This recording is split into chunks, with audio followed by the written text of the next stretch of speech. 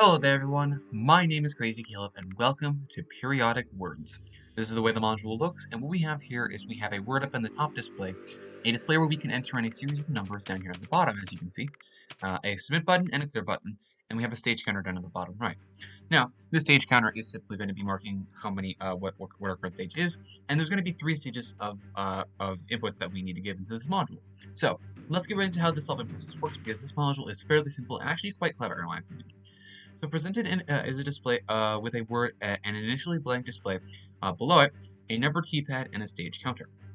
The displayed word can be represented using symbols in the periodic table in the of elements. So in this case, what we have here is we have here's, and what we need to do is we now need to use this displayed word and you need to represent it using periodic table symbols. So for 3 stages, input the atomic numbers of the word's constituent elements, concatenated in order, prepending zeros to each number until they are all of length of 3. This is very important because we might have a lot of cases where we're going to simply be using single letter periodic tables, like for example, boron is simply B, sulfur is simply S.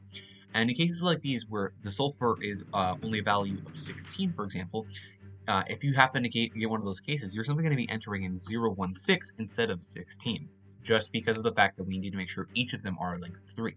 That's why you prepend zeros at the beginning. And note that a word may have multiple solutions. In this case, any solution which forms the word given will be acceptable. So, in this case, that's all there really is to this module. It's fairly simple to do, and let's actually start breaking it apart. So, do we perhaps have the ability to do He, perhaps? We do, helium. So 002 will be our first one, because that is an atomic element of 2, as you can see. So next up, can we do maybe Ar? I think argon exists, right? Yeah, argon. So that's going to be 18, so in this case that'll be 018. And can we just do S, which in this case I mentioned beforehand is indeed sulfur, so we've got a 016. And that's all we're simply going to enter it into the module. So 002 for the He.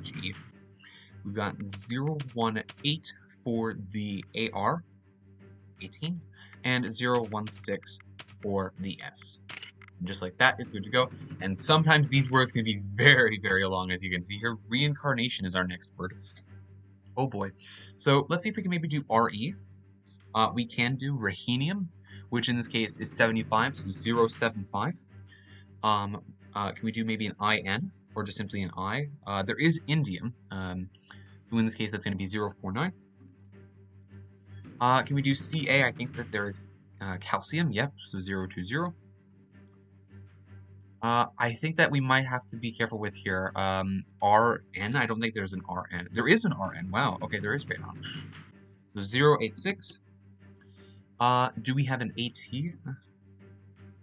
We do. Acetine. 085. Do we have an I? I don't think there's an IO. There shouldn't be. Nope. But we do have an iodine. In this case, 053 over here. And do we have an ON, perhaps? It does not appear so, but I do know that there is O, which is oxygen, so 008.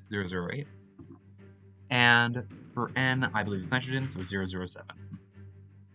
Okay, and as you can see, this definitely can take a while, but I would advise looking for duplicate letters as much as you possibly can in this case. Like, for example, having 2 letters to represent just simply one element. That's going to be the best case in the way that's going to make it a lot shorter. However, you can obviously try and go for single letter ones, but there obviously are plenty of limitations to that. So we've got 075, we've got 049, we've got 020, 086, 085, 053, 008, and 007. And there we go. And finally, something a little bit shorter, fetch. So let's take a look. So can we do maybe Fe? We can, that's iron. Yep, 026. Can we do maybe just a T by itself? I don't think so. So we might actually have to go back for a second because I don't think there's any TCs. There is a TC, I mean. Oh my god. 043. And we have an H, which is a hydrogen, so 001. That's all we simply need to do. 026, 043, and 001. And just like that is a solved module. And that's all there really is. Let's go over one more example, just to give you an idea of how this works. But if you want to, you can simply look up this tutorial now. SC. Scandium, yep, so we've got 021. AR, there's argon. We had that one before, 018. S, we simply had that one, that's sulfur, 016. Okay, knives, KN, does not exist. So just simply K. Potassium, yep, 019. Ni should be nickel, yep, 028. Fe should be something we had before, iron, yep, 026. And then, of course, sulfur, 016. And carnival, Ca, definitely should be calcium, yep, 020. Rn, I think that one exists. Yes, it does. Radon, we had that one before, 086. IV. Does not. There's an LV, but not an IV. So I, in this case, is iodine. 053. VA, maybe? There is just simply a V, vanadium. So in this case, 023. And then AL, maybe? Aluminum. Yep, 013.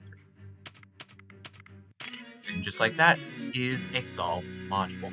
Fairly simple module to do. I like the concept of it. It's a very nice and easy one to actually go back and forth with. And overall, it's not too hard to actually do.